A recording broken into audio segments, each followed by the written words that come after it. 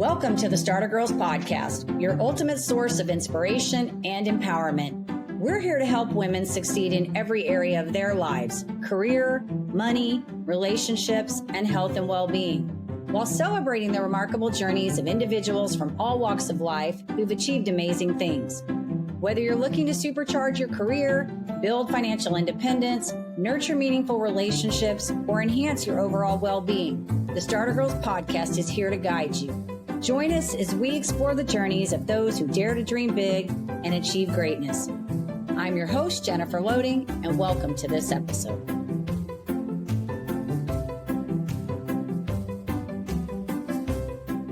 Welcome to another episode of the Starter Girlz Podcast. Wherever you are tuning in today, we are so glad to have you. I'm your host, Jennifer Loehding, and I'm so excited about my guest today. I think you guys are going to have a great time listening to this one too. So just real quick, my guest is a true original who's made it his life mission to help people uncover financial opportunities they never knew existed. You may know him as the question mark guy, or from his unforgettable infomercials that inspired millions. And so you guys are going to get to hear from him in just a few minutes. But before we do that, I need to do a quick shout out to our sponsor. This episode is brought to you by Walt Mills Productions. Need to add excitement to your YouTube videos or some expert hands for editing? Look no further. Walt Mills is the solution you've been searching for. Walt is not only your go-to guy for spicing up content, he's the force behind a thriving film production company with numerous titles in the pipeline. Always on the lookout for raw talent, Walt is eager to collaborate on film and internet productions. With a background deeply rooted in entertainment and promotion, Walt Mills leverages years of skills to give you the spotlight you deserve. Want to learn more about Walt and his work? Head on over to waltmillsproductions.net and let your content shine.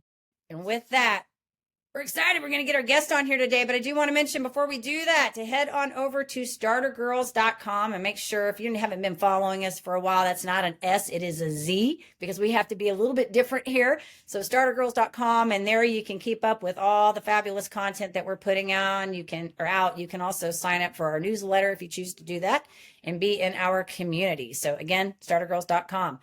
All right. So my guest today, Matthew Lesko, has spent over 50 years helping Americans access billions in government funding. Known for his colorful suits and boundless energy, Matthew has sold over 4 million books, made over 100 TV appearances on shows like Oprah and Good Morning America, and built a thriving community of 15,000 members through Lesko Help.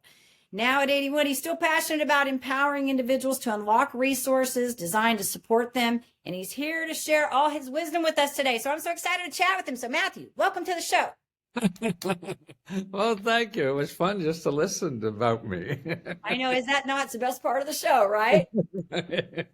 Now they're going to be disappointed. Oh, no, I don't think so. But you want to know something funny? I don't know if I shared this with you off camera. So I was in Mary Kay for a really, really long time. Maybe I shared that with you. But one of the things we always had to do, I was in leadership and I had to welcome people up and I would have to go on stage. We always had to have accolades.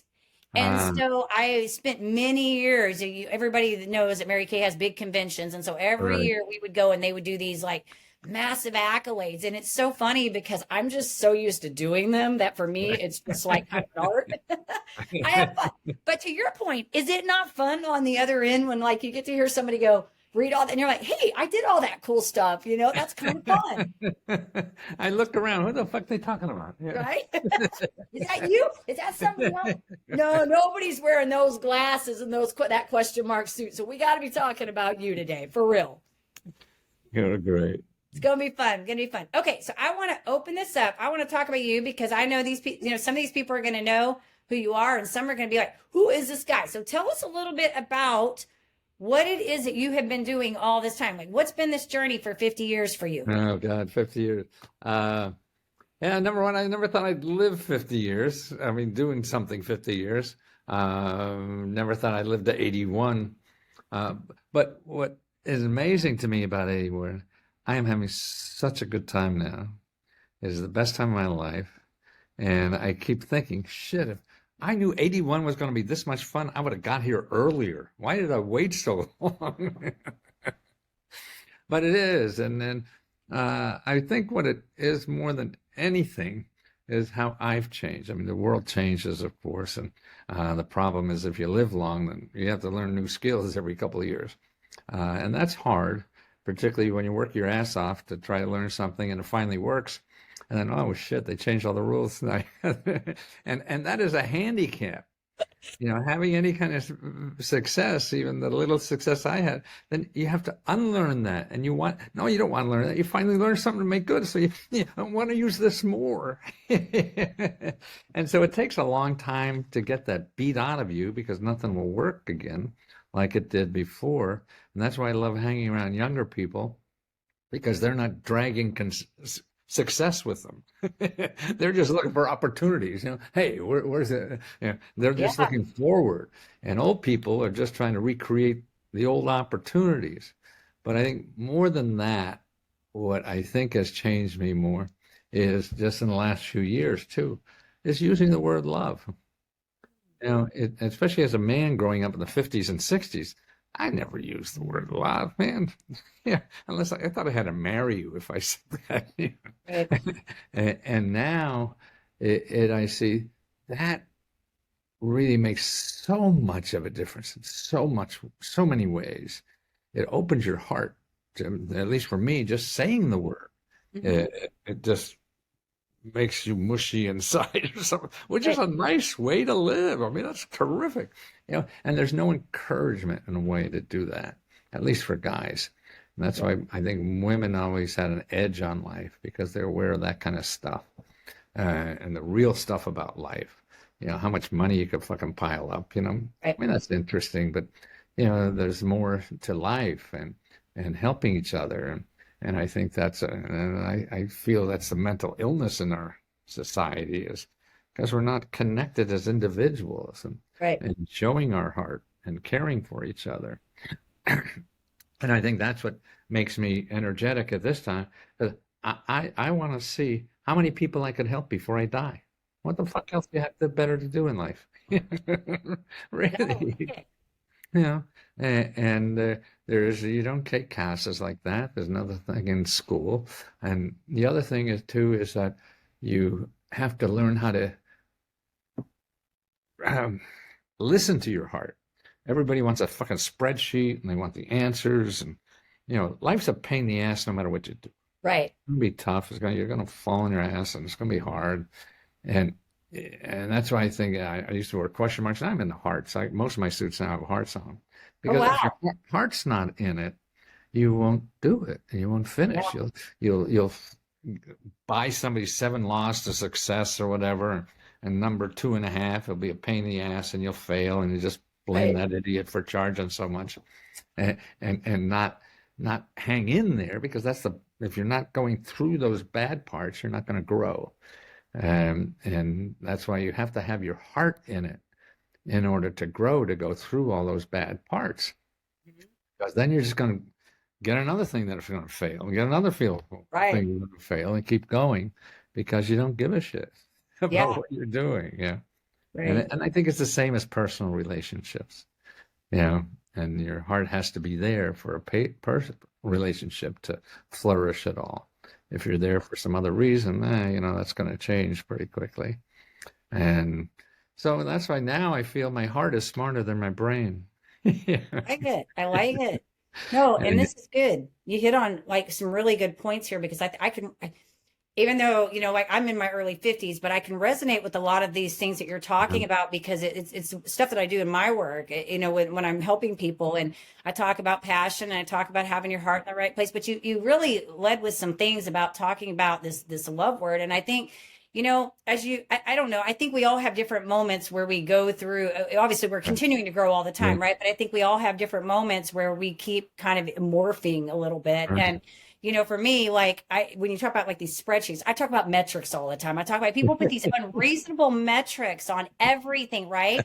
And then they set themselves up for failure. Everything's about follow another hack, another widget, another this, another that.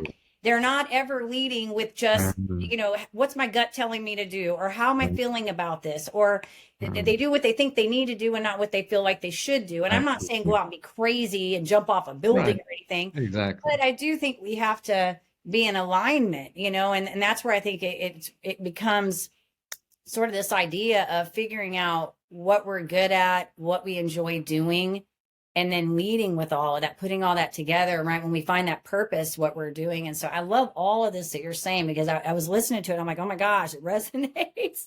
I had to have this whole like life crises happen for me to really, because I'm a very driven person, very like, the DISC, I'm a high D. So I'm very driven. And I was always a people over, or logic over people. And I went into Mary Kay, even for probably 17 years. I was in there. I was around motivational stuff, forever. And it would go in one ear and out the other. And then when I had this personal crisis that it basically dropped me to my knees, it was a health crisis. And it wasn't from eating unhealthy. I just got diagnosed with a weird, rare nerve disease. And it brought me to my knees, but it changed me. It's what set the catalyst for me to really go into this deep dive.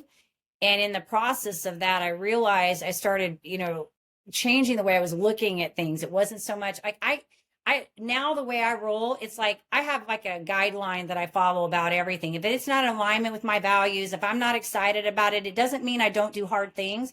But I have this whole thing that I do. And I'm like, no, it ain't no one on the checklist. I ain't doing it. No. This ain't happening. I'm not going to drive across town for cheap pay because if it doesn't align with what I'm, but I'm also in the same way intuitively running. And so I'm very much trying to think about how does this affect me, the people around me, and what I'm doing every day, to help me make better choices. So I love all this that you're saying, because I think it's so important. And you've got the wisdom that you can now say all this. And I'm with you. Why have to wait till be 81 to figure it out, right? Like, could you not put these things out at like 20, But I think that we're all insecure about what to do in life. Yes. We're all guessing. So we're looking for help, whatever. And so we're easy. And then the people try to make you believe that they know what to do so they could charge a lot. Right. They can't say, fuck, I'm guessing, but try this. Right. I'm just making it up. Hey, and I'm honest about that. I say, look, here's what works for me. You got to figure out your path. But exactly. It's like parenting, is it not? It's like parenting. Nobody has a manual, really. I mean, they can tell you. It's always the people that don't have kids that tell you how to parent, right? Exactly. And you and I both know parenting doesn't roll like that. You learning every day. I'm still learning, man. My kids are like that even too is love. Yes. As long as you spend time in love. I remember sending my kid to his room to study. Fuck, he's not gonna study. But if I sit next to him and study, they want attention. We all do. Yeah.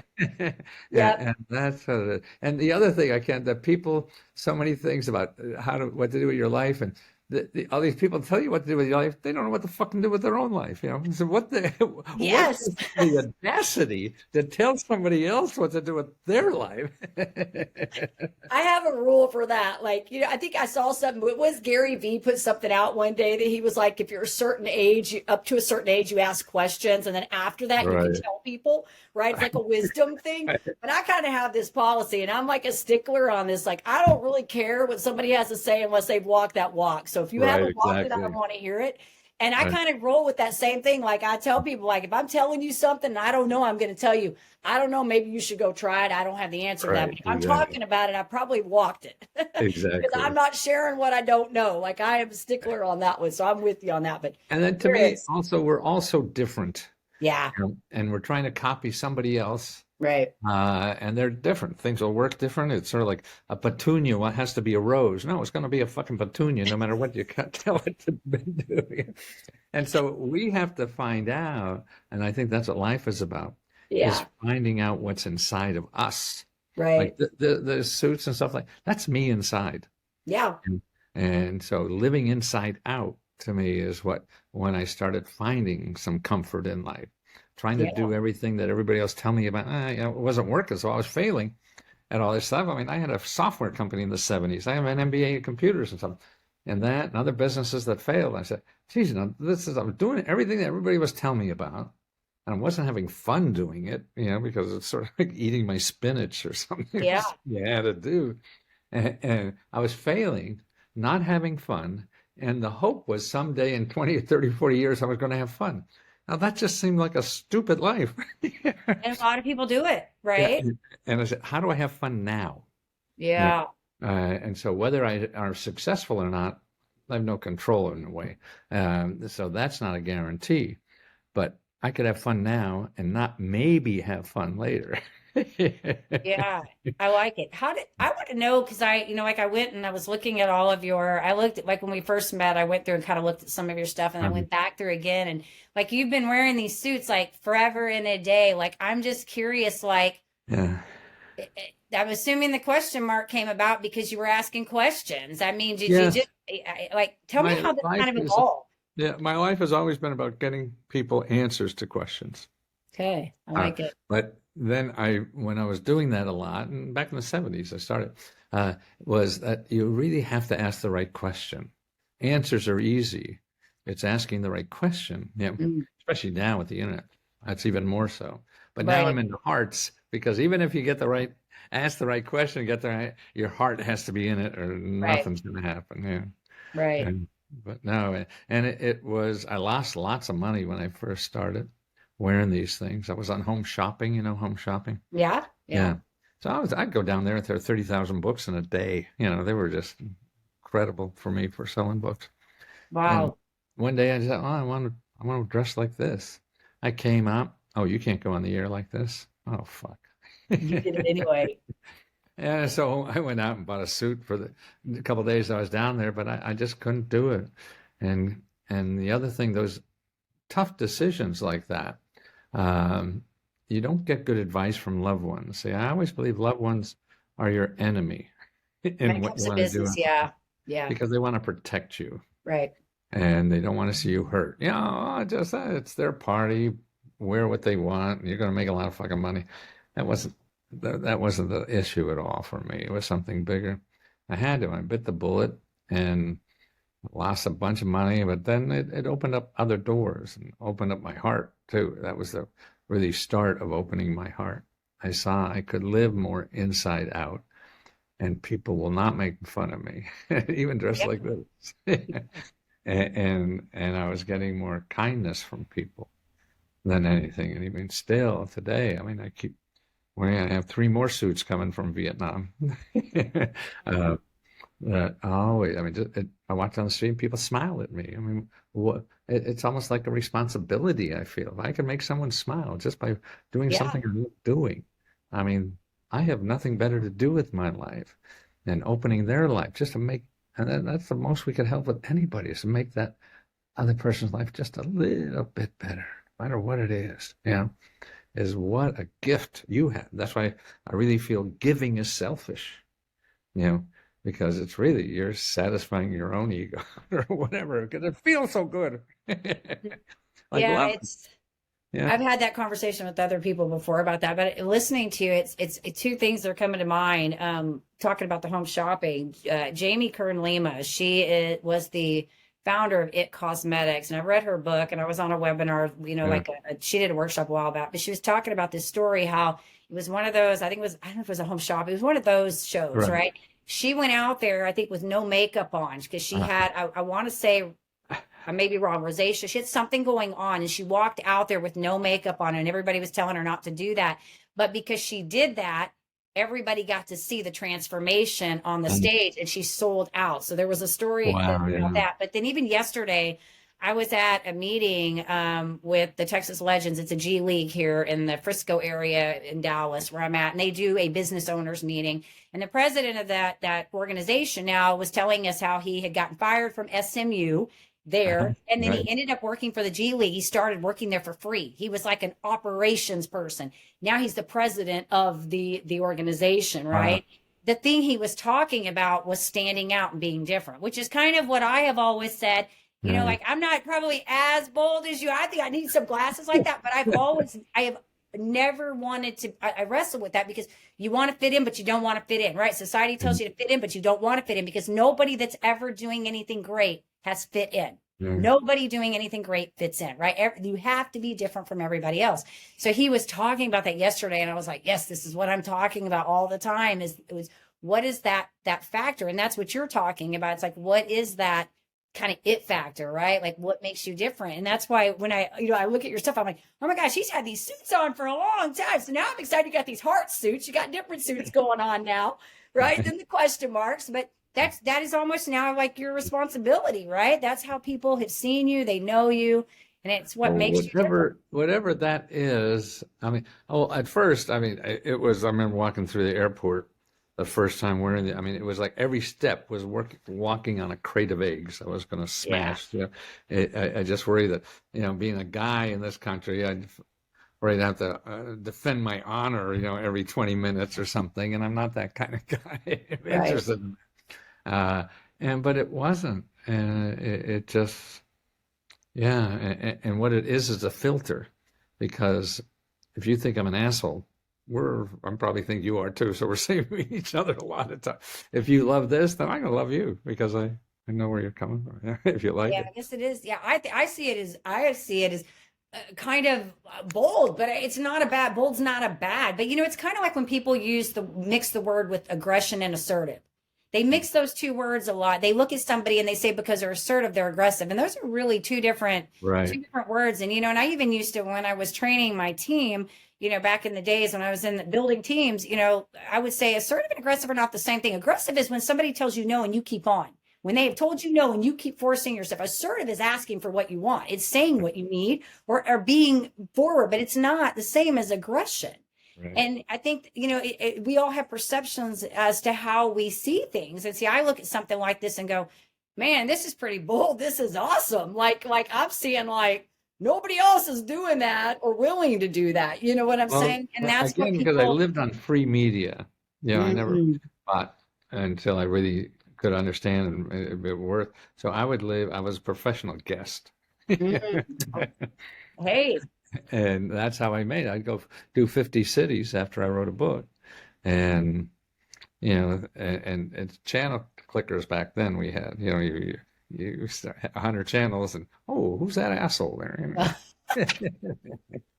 And I was a professor of computer science back in the 70s. And I found that I can't teach people anything unless I keep them awake first. So that's where I saw that if you want to educate anybody, you first have to keep them awake.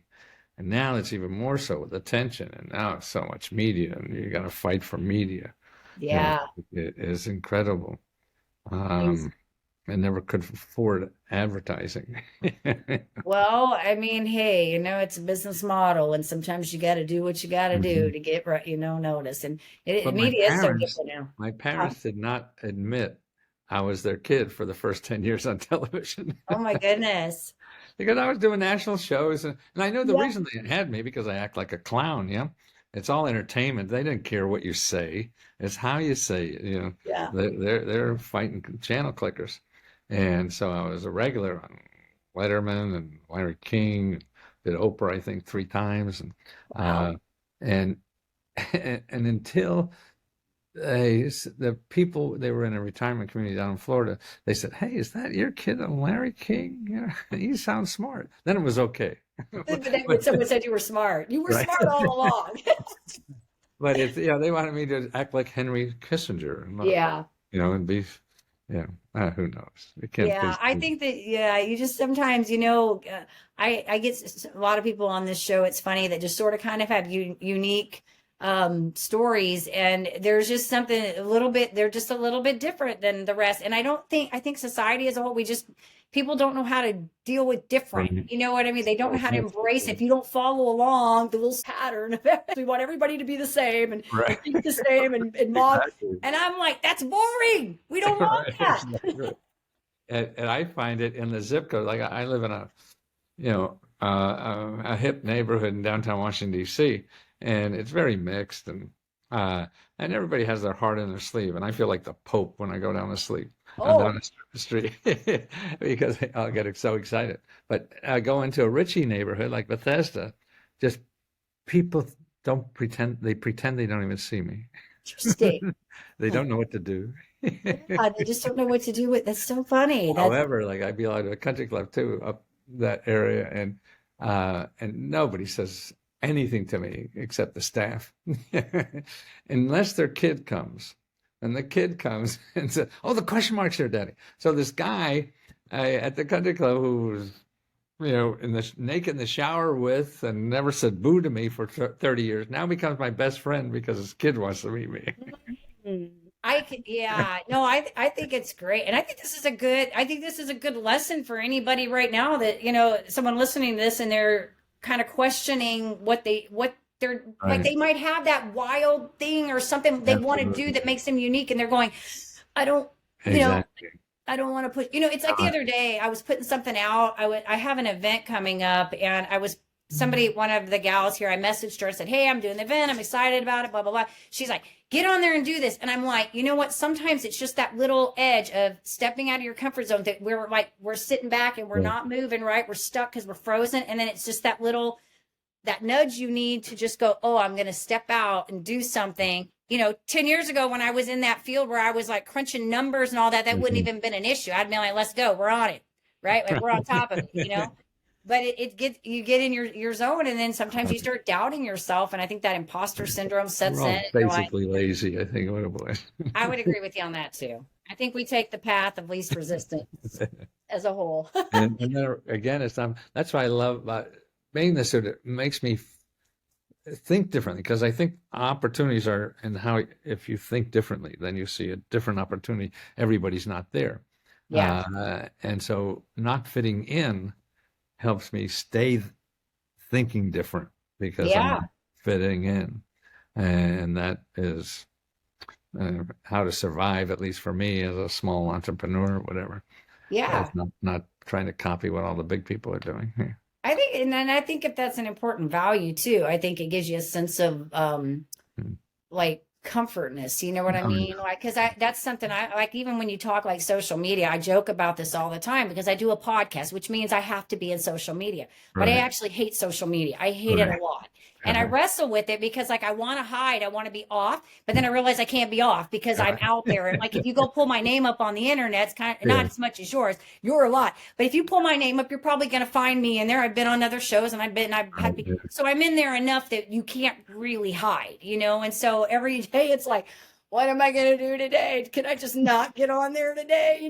Because I want to hide, but it's that, right? And so we want to take the path of least resistance, but we know that when we stay in that, and for me, it is a checkpoint that I know that in order for me to do the things I want to accomplish, I have to be out there. I have to be doing those things. Well, if you have something to help people and they have to know about it. Exactly. You That's have to use the tools in our society.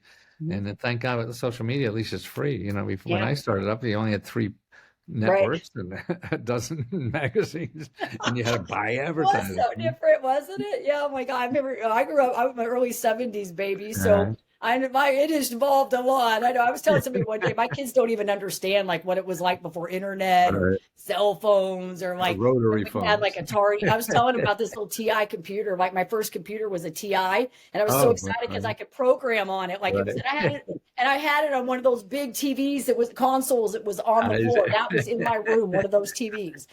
My kids are like, what? What was all that? So yes, we didn't have all that media and all that stuff back then. Things were very different. I think it's funny, and I don't know, maybe, when you were a kid, you talked about being a little crazy, but I remember being a kid, and I've talked about this on several episodes that, back then we didn't have like iPhone or iTunes and all that. We had to wait for a song to come on the radio, and then we'd hit the record button and try to record it. Otherwise you buy the big album. But I remember being a child and going in my room with my little tape recorder and like hitting record and like tape recording myself. Like I was like teaching people things or like being like wonderful. a DJ, like having no clue that, here we would be 50 years later and we would actually have a podcast and we would be doing this kind of stuff where I get, basically I'm hitting a record button and I'm getting to teach people and have, great people like you come on and tell their stories and provide, wisdom and stuff. And so it's just funny how we've all evolved and the world's evolved. And the other thing is that how our things that we did sort of kind of find us, they like find their way into our work. You know what I mean? Oh, because it's comfortable, and that's what I think life should be, is finding, what you're weird at, because whatever you're weird That's at is probably your I love it. superpower. I need to write, what's your weird at? I love it. I've never Yeah, heard it put that way. yeah, Have you said that before? Do you even know? yeah. Because it's to help you discover what your talents are your best at, and that's the problem. We go through an educational system. If you can't do, studying or Right. band or athletics or whatever. I mean, I made fun of myself in school all the time and thrown out of classes. Yeah, and so I spent most of my high school in detention after high school for just making the class laugh or whatever. Now, if Oh someone my took gosh, me that would have that been great. way, That would have and been said, great. "Hey, that's your skill. You love to do that." Yeah, you and see it here, it shows up. So great. They I wrote this threw me down. out of class. Yeah. That's so awesome. I wrote down this find what you're weird. Right. I've never had anybody put, I'm like, Mhm. oh my gosh, that's like a whole post, a blog right there. Exactly. So Because it great. is. I mean, what other people think that's weird about you, then that means that's something different that you have to expand and you could do better than anybody else. So you were Yeah. all trying to be, oh, this guy's success doing that, so I'm going to do that. And we're not Yeah. as good as that. He's a born asshole, so he's going to act like that. Right. Well, you got in trouble in school. So when I was younger, I got in trouble in school for talking because I was a social butterfly. I So can no, understand really that. like this was serious Right. stuff. When I was a kid, I was grounded a lot for getting bad conduct. I'd have straight A's and then bad conduct grade. My mom was like, "You got done with your work too fast, and then you'd be talking." So I told the teacher to give you more work, and I'm like, "Man, I had things to talk about with people." And I laugh about it now because I'm like, Yeah, for so long, I remember, like in my teen years, I even into my maybe like early 30s. That's why Mary Kay was so good for me because I actually got right. really shy. I started getting Huh? like weird about having that. And then I realized, now I laugh about it because I'm like, that's the very thing that I do And now that I used to get in trouble for. And exactly. it's really my gift. I'm good at having conversation with people, and doing these kinds of things and speaking in front of people. I don't have a problem doing any of that, but that was the very thing I got in trouble for all the time. Yeah. They should have just let me do podcasts when I was a kid. Would have been great. Would have been great. So are you now? I know you've been doing are you doing, I looked on your YouTube. So are you still doing videos now? What are you doing? What are we working on now? I know you're like still helping people. So what is Yeah. your kind of your focus then Of a now? community of about 15,000 people where we help each other get government grants. Okay. And that's Awesome. what, and that's leskohelp.com. Okay. And I was worried about how to grow something because, books and stuff like that, it's easy to expand, but people bought books and they didn't do anything. Sort of like diet books. We buy diet books and we keep getting fatter.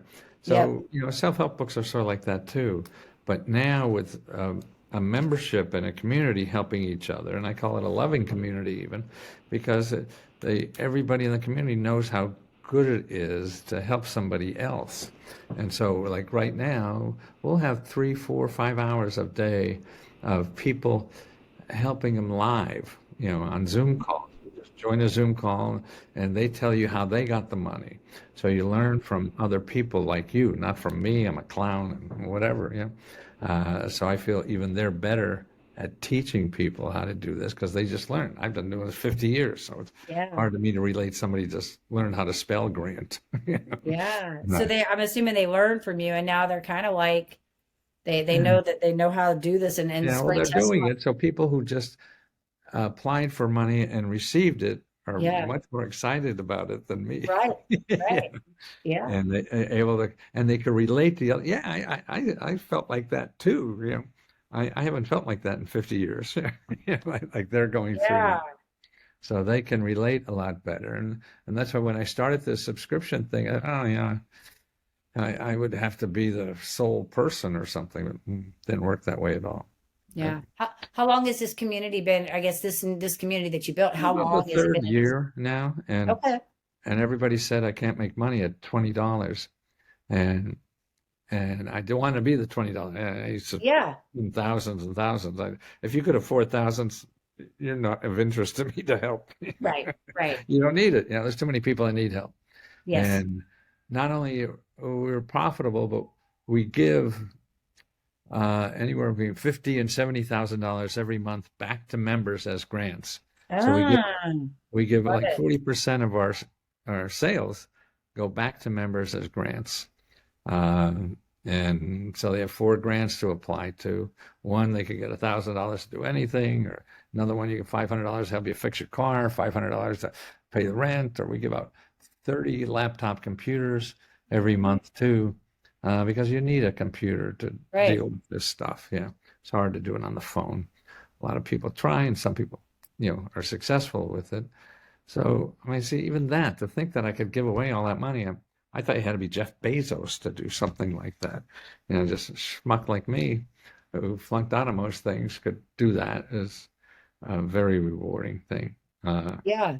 Yeah, and so I am I'm just very grateful every single day, and it keeps my heart open, and that's the nicest thing. And there's nothing nicer. I mean, we don't want to. That's why I can. We don't want to work hard. No, you want to give hard. And if you're skilled to other people, that's something you can give hard. I mean, that's why I always envy artists who knew they were singers, dancers, or whatever, and they just had to do that. I didn't have any of those skills, but we do all have something that is an art for us, and it's not work. Yeah. It's your This art. Yeah, there's so many lessons in that. I mean, I think the whole idea about the community, because I know a lot of people, that I work with, or we talk about this, building these communities, and they're like, oh, this is so hard to do. And you're proof that no, it can be done with work. You can make it happen. And so I think, when you talk about like this $20, per person coming in there, I think the overarching message here is that you built a community. Yeah. And that's the important thing. It's not about the money, it's about building the community. And when you do things from the heart and passion, that's when money typically follows, right? It typically comes behind. And so I love this because I think this is it's so hard for people to see this a lot of times. And it's really, at the heart of what I do, a lot of it is I do it because I enjoy doing it. And I think I like to find a way to give back. I was talking to somebody, I think yesterday or the day before, and I was talking about this whole idea of, and you've heard it, Tony Robbins has talked about, they talk about like growth and contribution, right? Like when you continually are working on evolving and then you find a way to give back, like contribution. It's really what you're saying in this whole episode is that right there. You've done enough work that you've grown and you've learned things and you've shared wisdom with people and you're still continuing to evolve, but you found a way to give back too. And that's the rewarding part of all of this. So there's so much in this. I write like lessons. We talk about finding your strengths, figuring out what your passion is, continuing to evolve and grow, and then find your way to give back and find purpose, right? Like all of those are like summary bullets in here today. Wonderful. And work from love, right? Work from the heart. That's the best part. So good. I love it. I love it.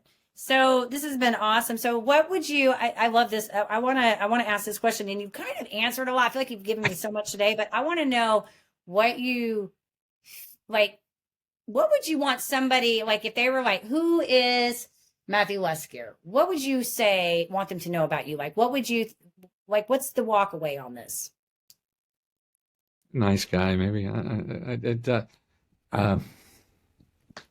I mean, we're all part of so many things. I'm part asshole. I've been an asshole a lot of times. We all have. Right, exactly. So I can't even. It's me trying to figure out how can I give more? How can I open my heart more today to anybody? To make me feel good and feel more alive. And maybe that helps somebody else. You don't have control over that. What somebody else is inputting isn't a function of what you're outputting sometimes.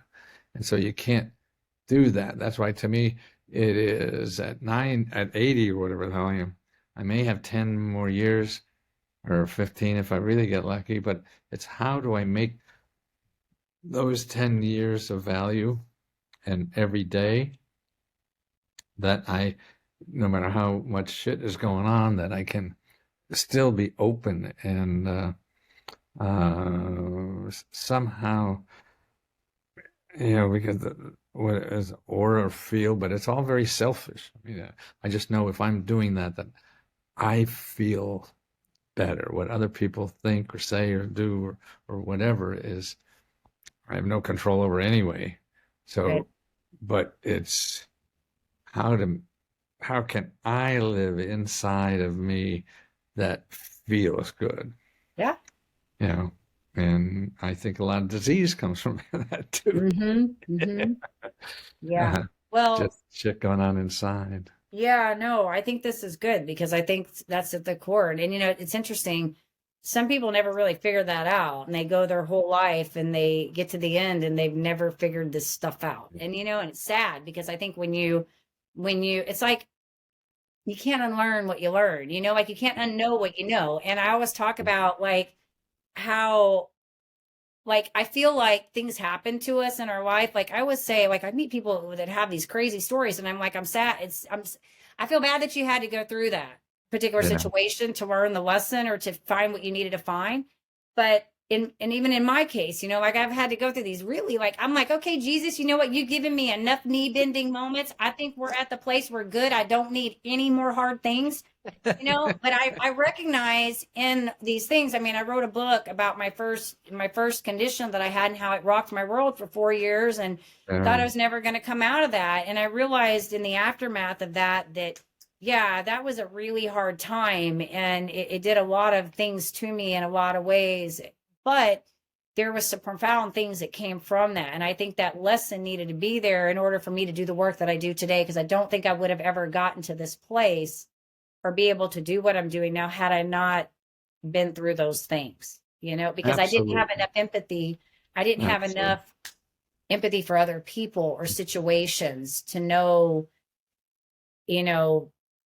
and now I do. I look at things differently. I see somebody going through something hard and I'm like, oh, that sucks. And I cannot say that I understand how they feel, but I can understand they're going through something hard and that's something they're trying to work through, and so I think we have this. Again, looking back, as you're saying, through your own hard times, I mean, at least through mine, in retrospect, the only time I really grew.